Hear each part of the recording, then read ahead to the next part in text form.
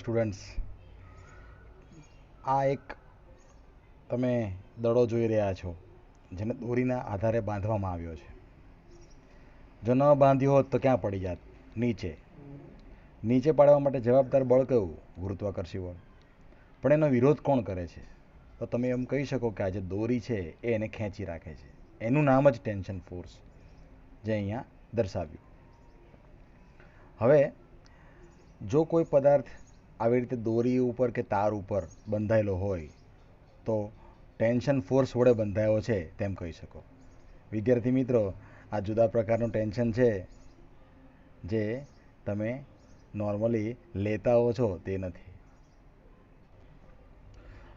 હવે જો આપણે ટેન્શનની ડિટેલમાં વાત કરવી હોય તો એને તો ઘણી બધી રીતે સમજાવી શકાય. અહીંયા માત્ર એક જ સિમ્પલ આકૃતિ કે ભાઈ દોરી કે તાર જો કોઈ ઓબ્જેક્ટને બાંધી રાખે જે ગુરુત્વાકર્ષણ બળનો વિરોધ કરે, એના બળને આપણે ટેન્શન ફોર્સ તરીકે ઓળખી શકીએ છીએ. હવે જો આપણે એમ કહીએ કે ટેન્શન ફોર્સ જે છે એ જનરલી જે નોર્મલ રૂપે એટલે કે લંબ રૂપે લાગતું બળ હોય છે એનો હંમેશા વિરોધ કરતું બળ ગણાય છે. એટલે કે નોર્મલ ફોર્સનો વિરોધ કરતું બળ એટલે બીજું કોઈ નહીં પણ ટેન્શન ફોર્સ. હવે તમને એવો પ્રશ્ન થાય મગજમાં કે સર આ લંબ બળ શું છે? તો આપણે એક સમજીએ આકૃતિ વડે. ટેબલ પર આ એક જે ડમ્બેલ પડેલી છે એની પર અધો દિશામાં એક બળ લાગે છે જેને આપણે વજન બળ કહીએ છીએ. પણ એને ઉપર તરફ પણ એક બળ લાગી રહ્યું છે જેને આપણે નોર્મલ ફોર્સ કહીએ છીએ, જે હંમેશા ગુરુત્વાકર્ષણનો વિરોધ કરતું હોય છે.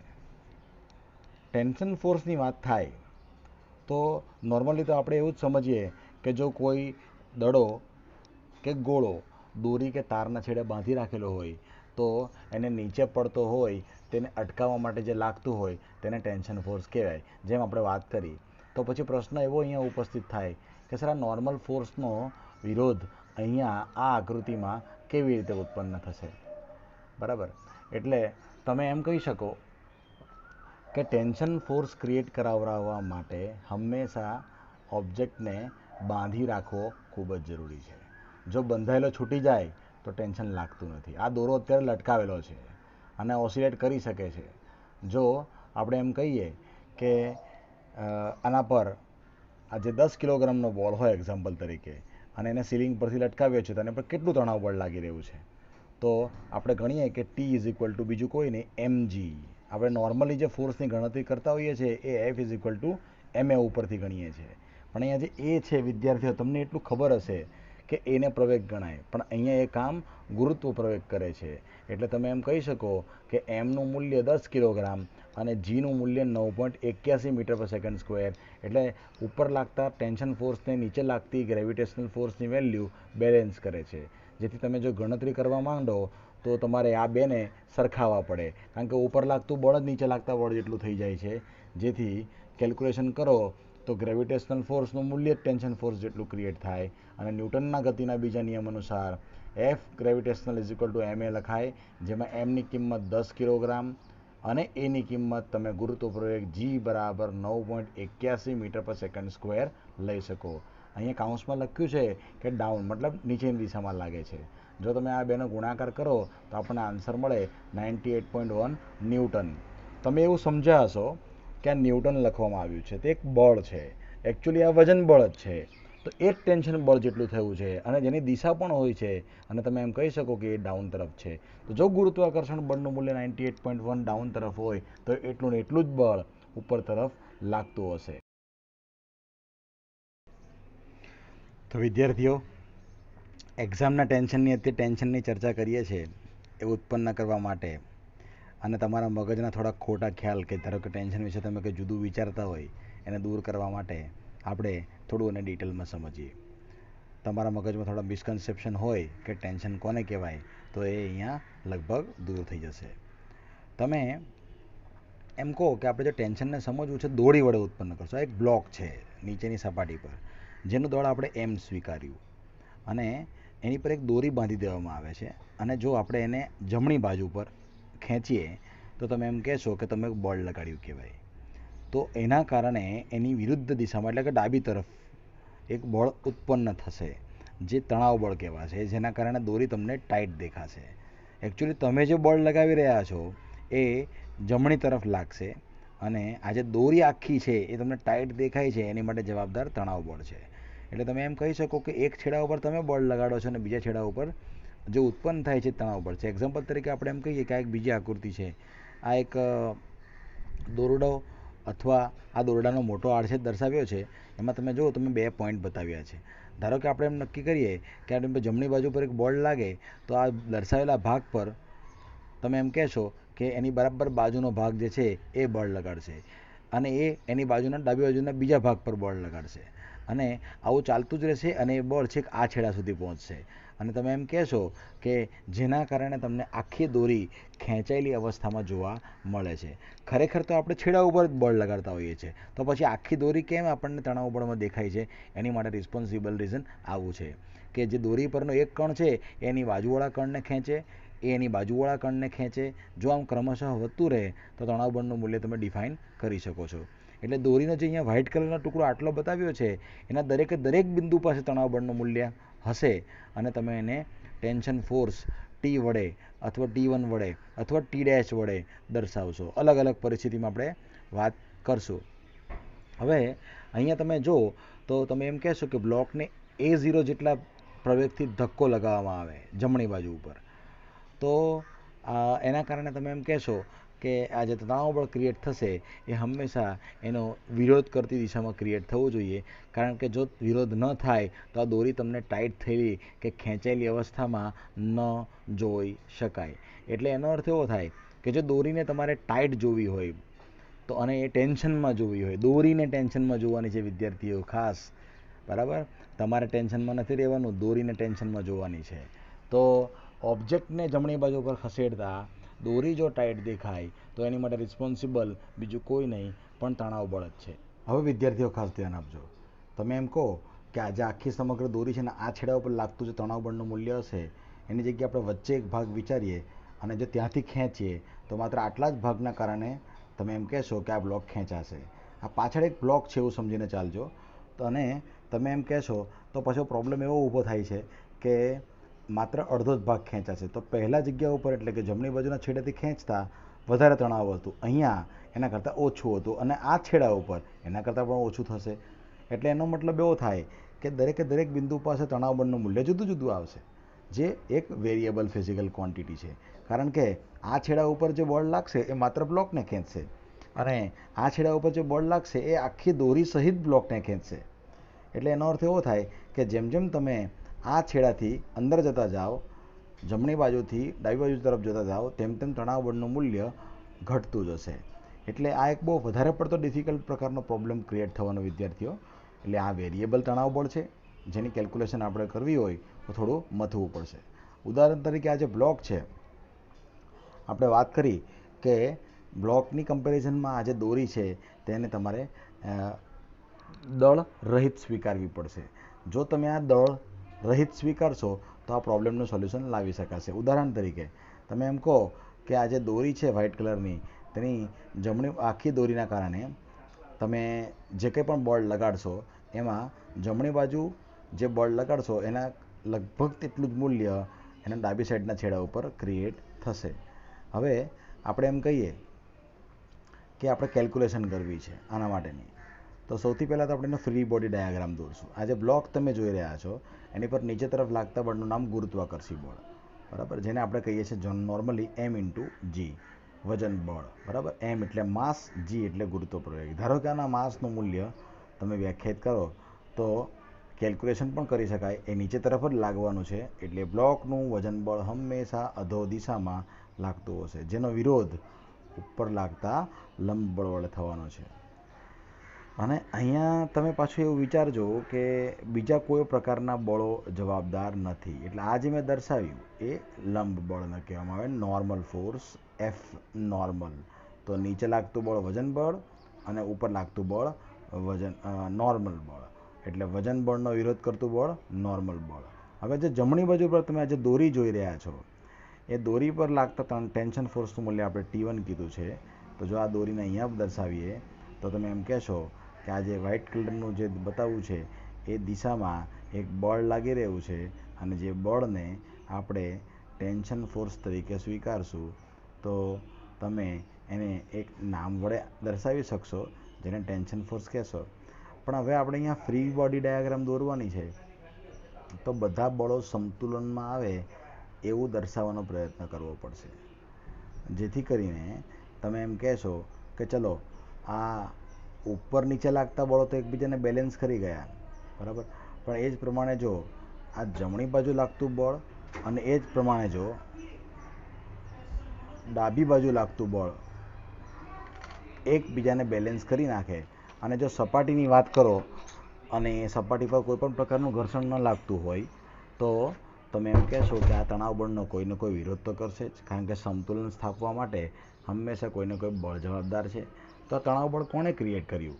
તો તમે જ્યારે બ્લોકને ખેંચતા હતા, તમે જે પ્રવેગથી એને ખેંચતા હતા, એટલું ને એટલું જ આભાસી બળ એની પર ડાબી તરફ લાગી જવું જોઈએ. હવે આ એક કોમ્પ્લિકેટેડ પ્રોબ્લેમ થયો છે વિદ્યાર્થીઓ. ઘણી વખત તમે આભાસી બળને અનુભવો તો એ વ્યવહારમાં સમજતા હોય, પણ આકૃતિમાં કદાચ સમજવામાં તમને તકલીફ થાય. હવે આ જે તણાવ બળ છે એનો વિરોધ કરવા માટે કોઈને કોઈ બળ તો હોવું જ જોઈએ, અને એ તણાવ બળ એક્સલરેશનથી ક્રિએટ થયું છે. તો તમે એમ કહેશો કે આપણે ન્યૂટનના ગતિના બીજા નિયમ અનુસાર A બરાબર F/m, એકચ્યુઅલી અહીંયા લખ્યું છે સિગ્મા F/m, બરાબર. તો સિગ્માનો મતલબ એવો થાય કે સરવાળો. તો ઉપર નીચે લાગતા બળો તો એકબીજાની અસરકારકતા નાબૂદ કરશે, પરંતુ આ જે બળ છે જેના કારણે બ્લોક ખસવાનો છે, બરાબર, કારણ કે બ્લોક જમણી બાજુ પર ખસવાનો છે અને એક્સ દિશામાં ખસવાનો છે, એટલે આપણે AX કહીશું, એક્સેલરેશન ઇન એક્સ ડાયરેક્શન. એવી રીતે ફોર્સ પણ એક્સ પર. અને જો આપણે એમ નક્કી કરીએ કે આ A0 જેટલો હોય, તો ઉપરનો ફોર્સ એટલે બીજું કોઈ નહીં, તણાવ બળ T1, નીચે આ જે પદાર્થની વાત કરીએ છીએ તેનું દળ તો એમ જ રહેશે. એટલે તમે અહીંયા નામ બદલા છે, બરાબર. જોજો, AXનો મતલબ થાય A0 જે તમે લગાડો છો, સિગ્મા FXનો મતલબ થાય તણાવ બળ T1 અને દળ એમનું M. જો તમે T1 ને કરતા બનાવો તો એ થશે MA0. એટલે એનો અર્થ એવો થાય આ જ તણાવ બળ ક્રિએટ થયું છે, અને એની માટે જવાબદાર બીજું કોઈ નહીં, આ બ્લોક પર લાગતું એક બળ છે, જેને આપણે નોર્મલી F બરાબર MA કહીએ છીએ. એટલે બ્લોકને જેટલા પ્રવેગથી ધક્કો લગાવવામાં આવે છે એટલા જ પ્રવેગના કારણે તણાવ બળ ક્રિએટ થયું છે, તમે એમ કહી શકશો. હવે આપણે ડાબી બાજુ પર બીજી એક દોરી વિચારીએ, તો જમણી બાજુની દોરી જુદી છે, ડાબી બાજુની દોરી જુદી છે. ડાબી બાજુ પર જે દોરી છે તેમાં તણાવ બળનું તમે નામ વાંચજો તો મેં T2 આપ્યું છે, જમણી બાજુની દોરીમાં નામ T1 હતું.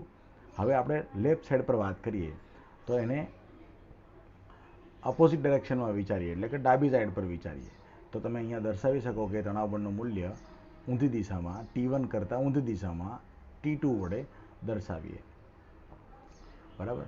તો તમે એક વસ્તુ માર્ક કરજો કે જેટલા પણ બળો લાગશે એ બધાને બધા એના સેન્ટર પરથી લાગે છે. તમારે એવું ઇમેજિન કરવું પડે કે બધા જ બળો સેન્ટર પરથી લાગી રહ્યા છે, કારણ કે જો તમે આવું ન વિચારો તો તમે ગણતરી કરવામાં મુશ્કેલી અનુભવશો. એટલે તમે એમ કહેશો કે અહીંયા T1 વધારે હોય તો એમાંથી આપણે T2 બાદ કરી દેવું પડે, કારણ કે જમણી બાજુ પર લાગતા ધક્કા કરતાં ડાબી બાજુ પર લાગતો ધક્કો ઓછો હોય તો પણ બાદ તો કરવો જ પડશે, જેથી કરીને અહીંયા T1માંથી T2 બાદ થયું છે, સાઈડ ચેન્જ કરવા છતાં પછી પણ તમે આનું મૂલ્ય વ્યાખ્યાયિત કરી શકો છો. એટલે T1માંથી T2 ઉપરના સ્ટેપમાં તમે જુઓ તો બાદ થઈ ચૂક્યું છે. દર વખતે આ T2 હોય જ એવું કંઈ જરૂરી નથી વ્યવહારમાં. તો આ તો હતી તણાવ બળની સામાન્ય બાબતો. હજી થોડું ડિટેલમાં આવશે ત્યારે તમને વધારે વિગતવાર સમજાવવામાં આવશે. અત્યારે આટલું પૂરતું છે. હવે આપણે જે ચર્ચા કરી એ દોરીમાં થોડું વ્યવસ્થિત સમજવાનો પ્રયત્ન કરીએ કે ધારો કે એક દોરી હોય, તેને બંને છેડાથી દોરડા ખેંચની સ્પર્ધામાં જે ખેંચવામાં આવે છે, તો બંને બાજુની પ્રતિસ્પર્ધી ટીમ બંને બાજુ F બળો લગાવે છે, તે તમે બે છેડા ઉપર જોઈ શકો છો, કેપિટલ F. અને એનો અર્થ એવો થાય કે એ બળોનો વિરોધ હંમેશા વચ્ચે કશે ને કશે તો થતો જ હોય છે. તો તમે જે બે છેડા ઉપર લાગતા બળો F જોઈ રહ્યા છો એ બંને અપોઝિટ ડાયરેક્શનમાં છે, અને તેના કારણે દોરીના ડાબા છેડાથી પણ એક અંદરના અંતરે એક બળ ક્રિએટ થાય છે, અને દોરીના જમણી બાજુના છેડાથી પણ એટલા જ અંતરે એક બળ ક્રિએટ થાય છે. તો તમે એમ કહેશો કે દોરીનો દરેકે દરેક કણ તો એ અંદર બળ ઉત્પન્ન કરે છે. તો દોરીનો દરેકે દરેક કણ જો આ અનુભવતો હોય અને એકબીજાનો વિરોધ કરતો હોય તો દરેકે દરેક કણ ટેન્શન ફોર્સનો અસરકારક ઘટક ઉત્પન્ન કરે છે તેમ તમે કહી શકો. હવે જો દોરી ખેંચેલી જ ન હોય ને આવી રીતે સામાન્ય હોય તો તણાવ બળનું મૂલ્ય નથી. એનો મતલબ એવો થયો કે તણાવ બળને ઉત્પન્ન કરવા માટે તમારે બંને બાજુથી ઓબ્જેક્ટને ખેંચવો જરૂરી છે. એટલે જો આ બંને બાજુથી ખેંચાય તો જ દોરી ક્રિએટ થાય. તમે સામાન્ય એક્ઝામ્પલ સમજો તો ધારો કે આપણે એમ કહીએ કે કોઈ દોરીના છેડે કોઈ ગોળો લટકાવવામાં આવે તો એ દોરી તમને ટાઈટ દેખાશે, નહીંતર એ ટાઈટ દેખાવાનો કોઈ સવાલ ઊભો થતો નથી. આ દોરડું તો જ તૂટી શકે જો તમે એને ખેંચો. બરાબર, દોરડું એમનામ પડેલું હોય, વાળેલું પડેલું હોય કે એમનામ જમીન પર પડ્યું હોય તો તમે એને તોડી શકતા નથી. એનો અર્થ એવો થાય કે દોરડાને ખેંચવા માટે ટેન્શન ફોર્સ જ જવાબદાર છે. અને તમે કહેશો કે બંને બાજુ લાગતા તણાવ બળના મૂલ્યો એ ટેન્શન ફોર્સ ક્રિએટ કરવા માટે રિસ્પોન્સિબલ છે. એક બીજી આકૃતિ તમે જોજો વિદ્યાર્થી, બે બ્લોક છે. બે બ્લોકની વચ્ચે એક દોરી છે અને જમણી બાજુના બ્લોકની બીજી બાજુ એક દોરી છે. તો જો જમણી બાજુ પર હું T1 જેટલું ફોર્સ લગાડું તો ડાબી બાજુ પર એટલું નહીં હશે. કેમ? તો કે આ બંને દોરીઓ કમ્પ્લીટલી અલગ અલગ છે. જમણી બાજુ પર જેટલું હું બળ લગાવું છું એના કરતાં જુદા પ્રકારનું બળ ડાબી બાજુ લાગે છે. પણ આ જે આખી દોરી તમે જોઈ રહ્યા છો એમાં બંને બાજુ લાગતા તણાવ બળના મૂલ્યો સમાન થશે અને પરસ્પર વિરુદ્ધ દિશાના હશે. હવે આવું કેમ? તો જો ડાબી બાજુ પર જે દોરી તમે જોઈ રહ્યા છો જેની પર T2 લખ્યું છે એ ડાબી બાજુના બ્લોકને ખેંચે છે અને જેટલા પ્રમાણમાં ત્યાં માસ હશે એને ખેંચવા માટે તણાવ બળનું મૂલ્ય જુદા પ્રકારનું હશે. જે T1 તણાવ બળ તમે જુઓ છો એ બે બ્લોકને ખેંચે છે અને T2 માત્ર એકને જ ખેંચે છે. આ એક બીજી આકૃતિ જોઈએ વિદ્યાર્થીઓ. દોરીને આપણે વાય શેપમાં સ્વીકારી છે. જોજો, જો આ રીતે બ્લોકને લટકાવેલો હોય તો પણ બંને દોરીઓ અલગ અલગ છે. તો એક દોરીમાં લાગતું તણાવ બળનું મૂલ્ય T1 અને બીજી દોરીમાં લાગતા તણાવ બળનું મૂલ્ય T2 ગણાશે.